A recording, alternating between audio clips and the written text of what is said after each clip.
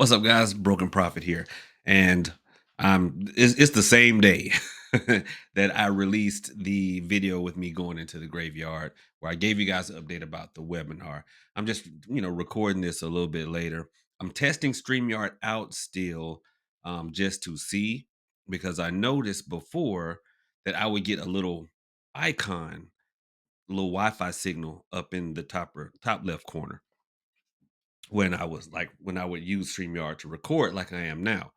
And I was getting it yesterday with you guys. So I'm seeing, I've plugged directly into the router, seeing if that solved the problem. So I'm trying everything. But stay tuned for updates and I'll let you know when we're gonna reconvene. I said I was gonna shoot for tomorrow, which at this time is gonna be Friday, but stay tuned. We will see. I don't want anybody reserving time. Trust me, I will let you know when I know for sure we can have the webinar. It's going to be very, very soon. I promise. But anyway, I decided to do this video in response to a question in the comment section of a video. Remember, I told you guys, y'all talk to me, I talk back. And I saw this comment. This comment was by I think Rachel one or Rochelle one. And the question was, I would like to hear your thoughts on white people being interested in hoodoo.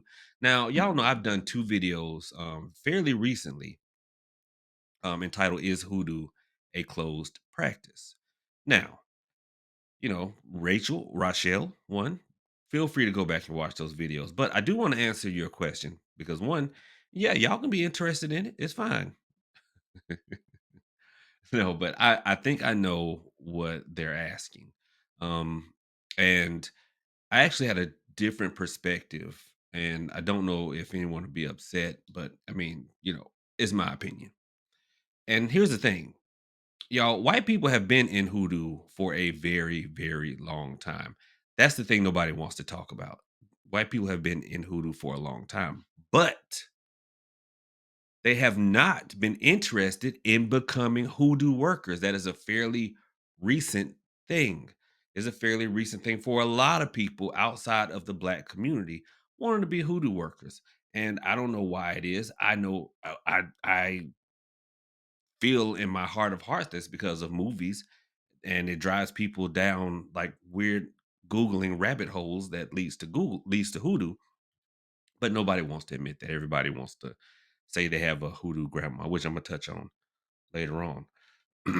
But I don't know why, and this isn't just a white people thing. I think it is a current spiritual community thing that I think we have lost the ability to gain benefit from something, have it impact and affect our lives positively without having to like be a part of it.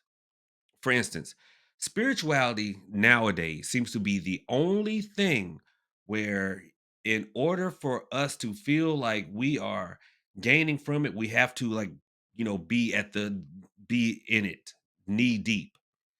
See, my grandma was a worker. My father, who's still alive, is a worker. And they were both working long before I was a twinkle in anybody's eye. And they had white clients.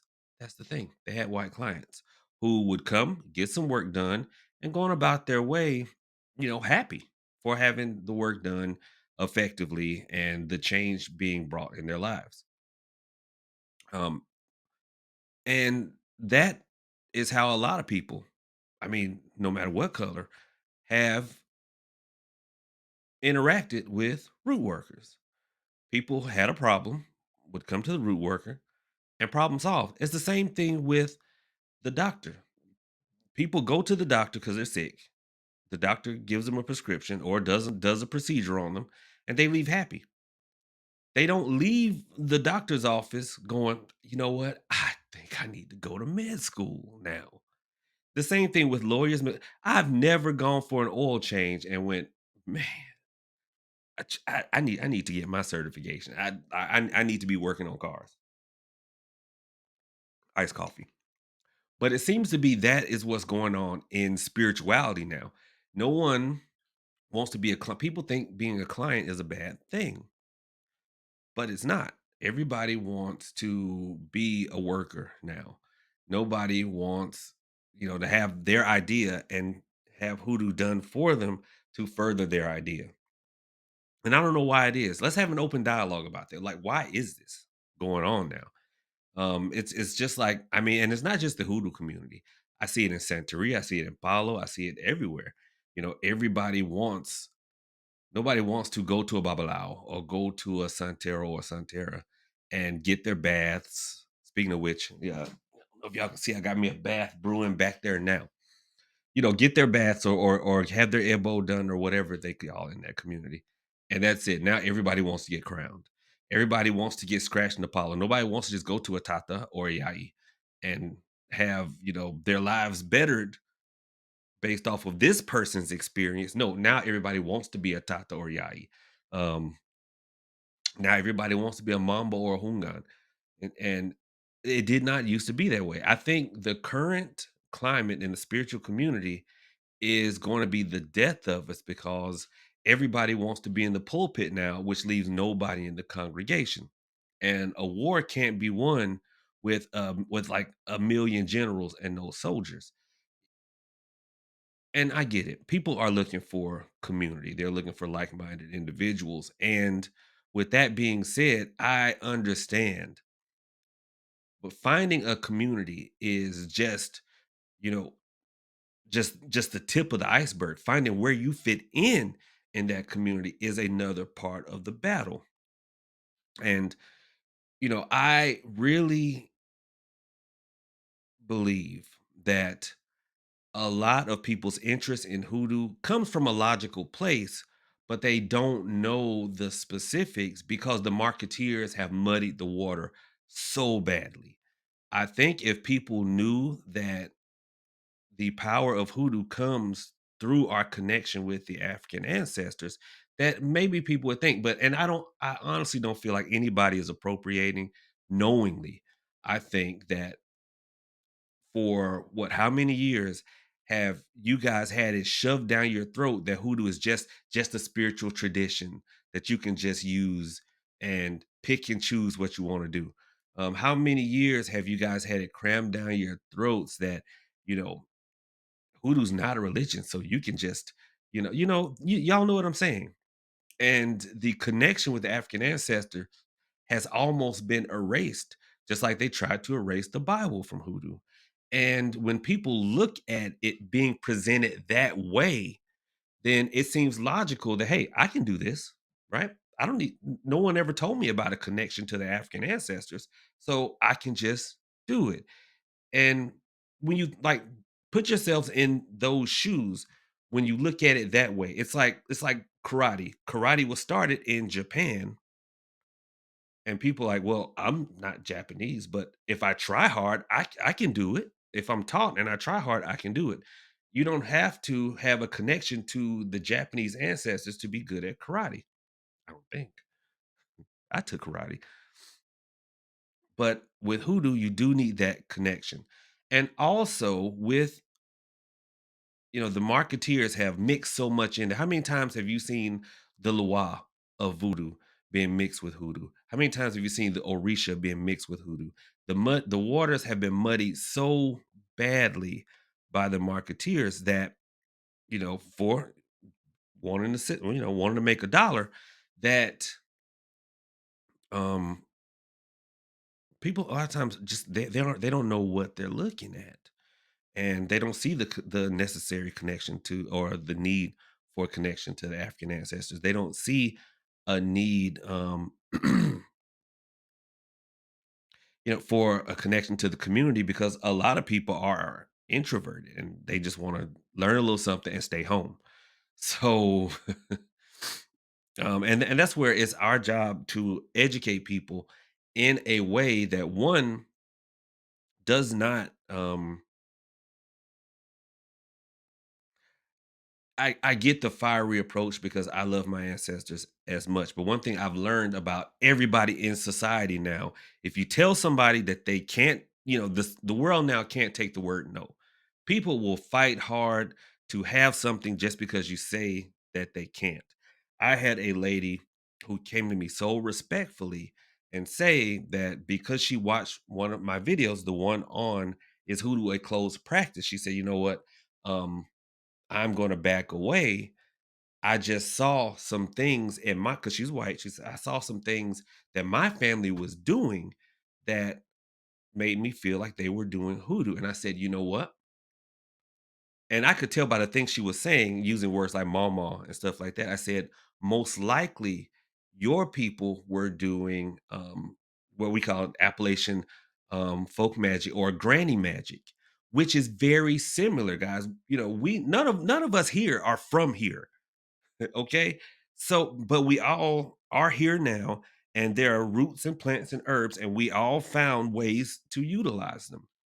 So your people may use um shoot, let's see, Low John. Low John is ginseng. And shoot, there's a whole discovery channel on people up in the mountains looking for ginseng so that they can sell it. So, we use it for one thing, they use it for something totally different. But if you look from the outside, it looks like it's the same. And I told her, I said, I'm actually going to because you gave a donation. I said, I'm going to use that money to try to find resources in Appalachian or Granny Magic to help people out because sometimes it's easy. People feel a call to something and they think it's one thing, but it's really something else. Case in point, I had have a god sister in Palo. For years, she had gone to Babalaos, who told her she needed to be crowned Oya. And, you know, she just didn't feel it. I don't think she didn't feel it. And she got a reading from a Tata in Palo. And it's like, yeah, you definitely do scratch. And she was scratched Centella. And if you know anything about those two ATRs, those are two very different, those are two different spirits. But in some areas, they have been, Oya, the Orisha, and Sente and Doki, the Mpungo, have been kind of syncretized to like colors and stuff like that. And so you can have someone doing a reading that will kind of see one and think is the other, and vice versa. So I think a lot of people are honestly seeing practices in their family, thinking it's hoodoo when in reality it was something else. If you're Mexican, then you could see one of my videos or see the skeleton key and go, "Oh, my abuelita was doing that one, but she wasn't doing hoodoo; she was doing curandismo." So I've taken the long circuitous route to say that I think a lot of people would benefit if you want to benefit from hoodoo. I think you would be, I won't say better served, but you could be a part of the hoodoo community without being a root worker. Now, not saying that you can't, but know that with you're going to need that blessing from the African ancestors. You just are.